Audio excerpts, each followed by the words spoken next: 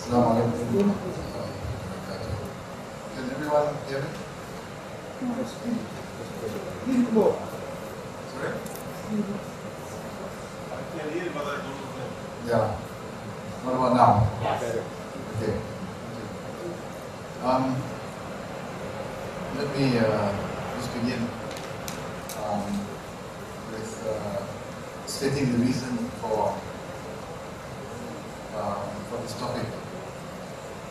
The title that you can see in the program is Concept, Formation and the Development of Nursian Social Theology. I'm going to focus on a specific concept and to show how we can go about developing a concept when in the process of trying to develop a particular perspective. In this case, the perspective is a social theology for the modern world, a social theology that is derived from the works of Nursi. And the background is that if there is a view that the scholarship of a particular thinker is useful, is insightful, then it follows that we should develop various perspectives for the various disciplines, whether they are theology, history, psychology, sociology, and so on. We should develop various perspectives based on the work of such thinker. But in order to develop such perspectives, there are certain requirements. Of central importance is the development of specific concepts that are derived from the work of this particular thinker. So of course we are talking about Nursi. So if we are to develop Nursian perspectives, we have to pay a great deal of attention to concepts in the work of Nursi. And we also have to decide on what are the central concepts and what are perhaps the more peripheral concepts. My particular interest is to develop a Nursian social theology, by which I mean a theological perspective of the world that is socially conscious. Now, in order to do that, there are certain features that the perspective must have. It must have subject matter, it must have specific questions or problems, it must have method, and it must have its specific objectives or goals. In Islamic tradition, these four features are known as mawdu, subject matter, masail, or questions or problems, mantiq, methods, and ghaya, or goals or objectives. Now, how we understand these features of a perspective, the subject matter, the questions, the methods, and the goals, when we look at a thinker like Nursi, this is not to suggest that Nursi has one subject matter, or that there is one set of questions that he's asking. What the subject matter is, what the questions are, really depends on us as a researcher. So, for one scholar, he may see different subject matter or different research questions in the work of Nursi compared to another scholar. The work of a person like Nursi is broad enough that one can derive many subject matter and many research questions and even identify various goals in the work of that particular scholar, in the work of Nursi. Now, as far as my research is concerned, I'm interested in specific research question derived from Nursi. That research question, or that problem is, what is the nature the ills of modern society. Now, Nursi's answer to that question, or one of his answers, probably the main answer, is that the main ill of modern society is despair. Despair. So that's the answer to the question. Of course, we don't stop there. The issue really is, what does he mean by despair? How do we understand despair? What are the origins or causes of despair? What are the effects, the impact, and the function of despair in society? So this, for me, is the main question as far as my interest in Nursi is concerned.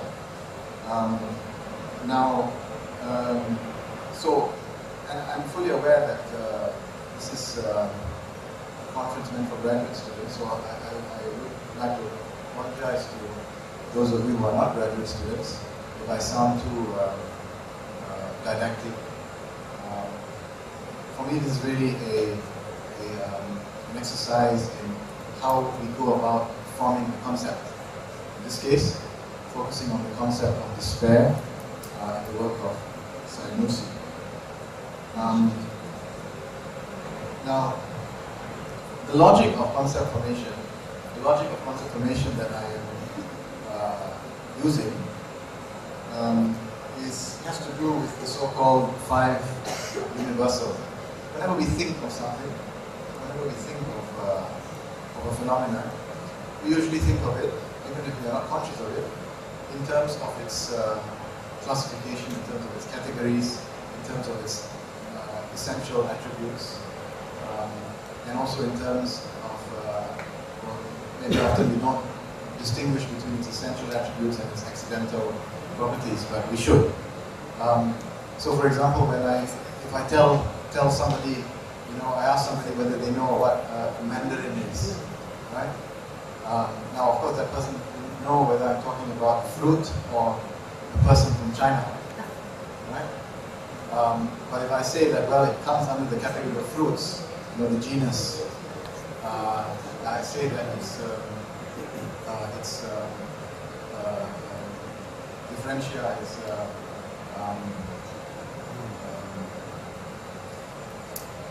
citrus fruits, let's say, and its species is orange, something like that. So you have to know when you talk about any particular object, any particular phenomenon, you speak of its genus, species, differentia, and we talk also about its essential attributes and its incidental properties.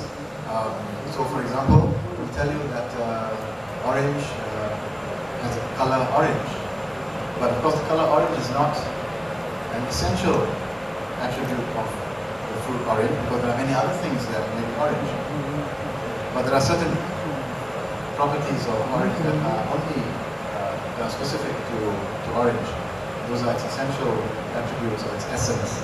So whenever, this is the way the mind works. The mind works in such a way that it classifies things in terms of genus and difference and species. It looks at its essential qualities or attributes of something, its accidental properties. What the philosophers have done in the past is merely to systematize and formalize this. So when we go about, let us say we have identified the concept of yas, or which is the term that Nursi used for despair. We've identified this as a concept, and we want to proceed to define it, because later on we want to use this concept of despair as an essential feature of Nursi's social theology. So I'm not going to go into the social theology part. I'm just going to focus on the concept of despair and how we may go about building the concept. So one of the, maybe the first question we would ask is, what category does despair come under?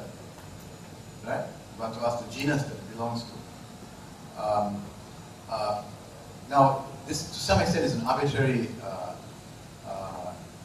exercise in the sense that it's up to us to decide.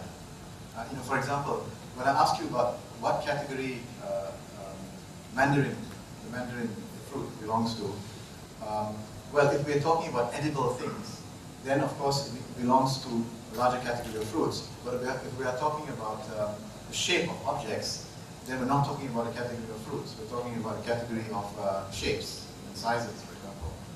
So, in the case of the concept of despair in Nursi, we have a clue from Nursi as to what category despair belongs to, because he talks about despair as an ill of modern society.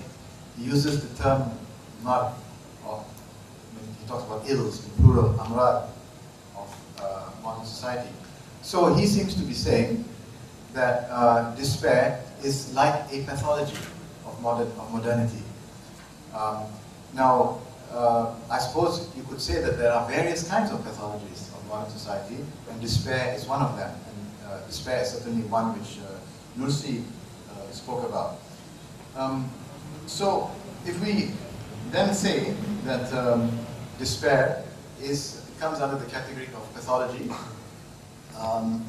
pathology of modern society, then we also want to ask, what are the different types of despair? So if pathology, societal or social pathology, is the genus, and if the difference, the class, the category that despair belongs to is the larger category of pathology, and we also ask the other question of what are the different types of despair, because for any phenomena, it belongs to a larger category. It also can be subdivided into different categories. So despair may belong to the larger category of social pathology, but there may be also different types of despair, various types of despair. Now, I'm not going to go into all the details as to the kinds of despair, but for the sake of discussion, we can say that there is spiritual or otherworldly despair, despair in connection with the other world, and there's also the kind of despair which is this worldly despair, which has to do with concerns with the world, and both are very important. Now, in the Islamic tradition, of course, despair in the context of otherworldliness is a central concept in the Sufi tradition. Despair in this case refers to the state of hopelessness, which is experienced when the human, the lover of God, feels separation from God, from the beloved.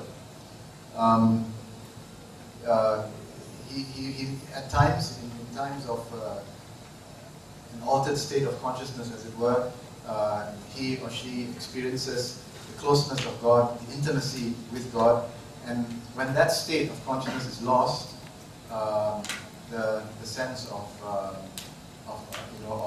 separation, of hopelessness overcomes the lover. So here is a notion of despair, which is decidedly spiritual, which has to do with the other world. But from a reading of Nursi, when he talks about despair in the Damascus sermon, for example, he is not referring to despair in that sense. Or at least we could say that he's not restricting the understanding of despair to its otherworldly sense. I believe that he's referring to despair in a more psychological sense, to do with concerns of this world. And my interest is developing that concept of despair in Nursi's work. Now, when we then wish to proceed with developing the concept, we've identified the concept, we have a rough definition of it, we want to elaborate on that concept. There are a number of ways to begin. One way is to begin with the term itself. You could look at the various connotations of that term. You could even pick up a dictionary or a thesaurus to look at the various connotations, and then in that way you develop an understanding of the semantic field of that particular term. And you can then proceed to develop the concept in terms of the various traits or characteristics of that particular phenomena.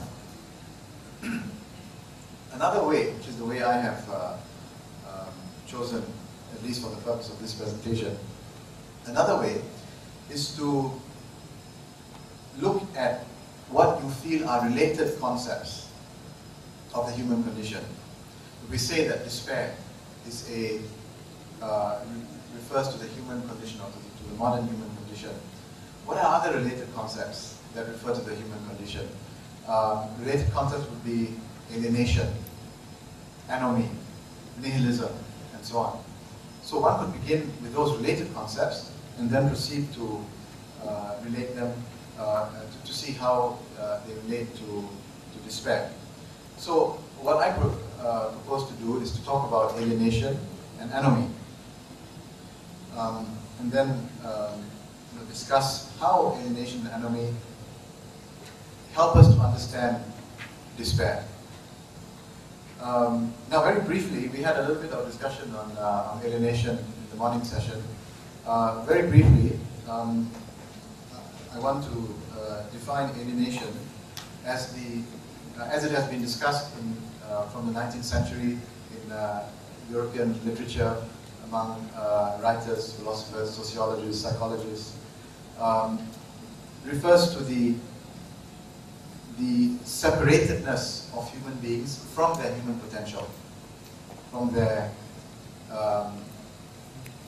it refers to the inability of humans to realize their human potential. Now, just to give you an illustration of that, because too often we talk about these terms in the abstract and we define them, but people don't really understand what they mean.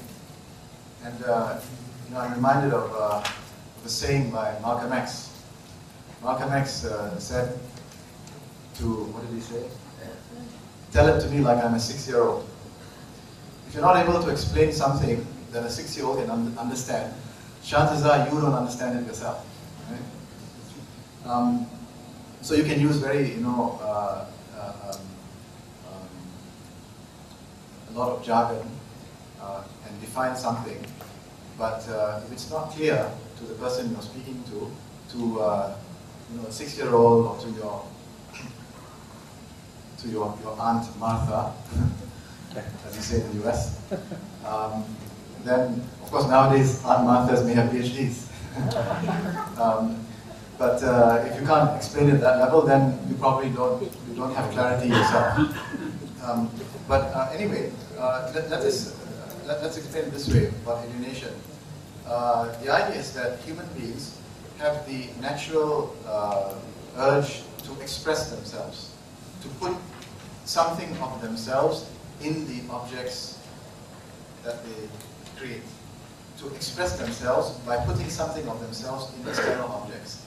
Now, this creation or this labor, it might involve intellectual labor, it might involve physical labor, as when you write a poem, when you write a letter, when you write a novel, when you do a painting, when you cook in the kitchen, when you cook a meal.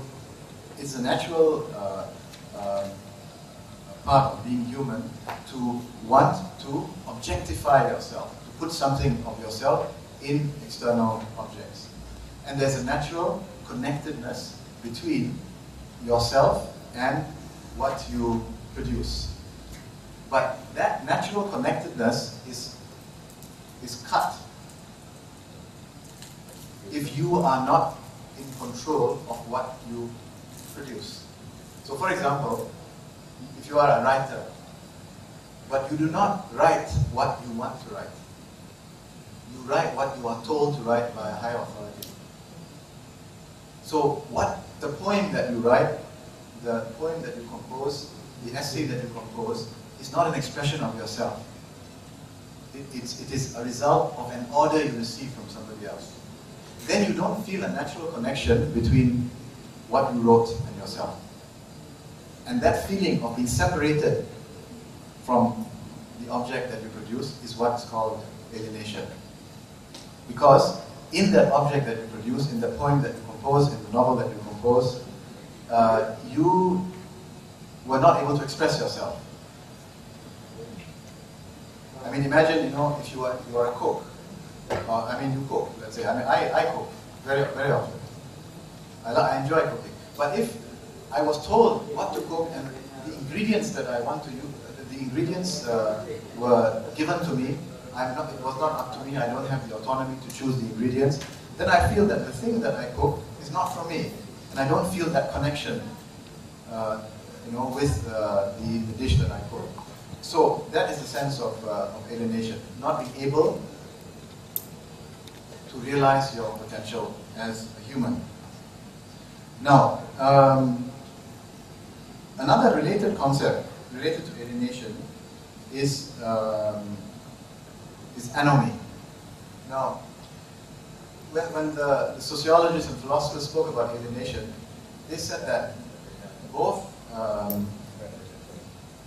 what people produce and what people consume may be alienated.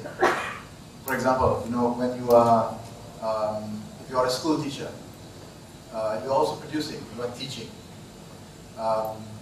If the syllabus is given to you by a higher authority, you are not teaching from your heart.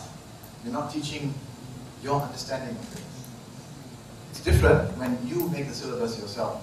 You choose the readings. Then you feel a connection between yourself and what you are teaching, and also with your students. So this is similar to the example I gave earlier on about cooking and writing and so on. So we're talking about alienated production. Do you get the point? Yes. Now there's also alienated consumption. You are consuming things not because you need them, but because your desire for them was artificially stimulated. Right? You see, for example, our desire for iPhones is artificially stimulated. See, this one is an old Nokia, right? It doesn't have, it's like one of the early touchscreen phones. So it's partly what you call non-touch screen. Huh? Manual. So it's partly manual, partly touch screen. Some people are happy with this, but some people feel, they need to have a complete touch screen, and they need to have this and that, internet. This one doesn't really have internet. It has, I guess, but it's so slow, it's not worth it. It takes too long, so I don't even bother. But some people need that, they feel that they need to be able to access their email and surf the net from wherever they are, right? And it's a dire need. It's like a basic human need, or a human right, which suddenly emerged in the last, 10, 15 years, right? Because 20 years ago, when I started my studies in the US, we barely had personal computers, right? So this is an example. By the way, I'm not trying to say anything great about myself, because I actually do have an iPhone. But my iPhone is, I use it in Singapore, but when I travel, this is my Turkish phone, because I have a Turkish SIM card. I'm so fond of Turkey that I have a phone specially devoted to Turkey. What a great man.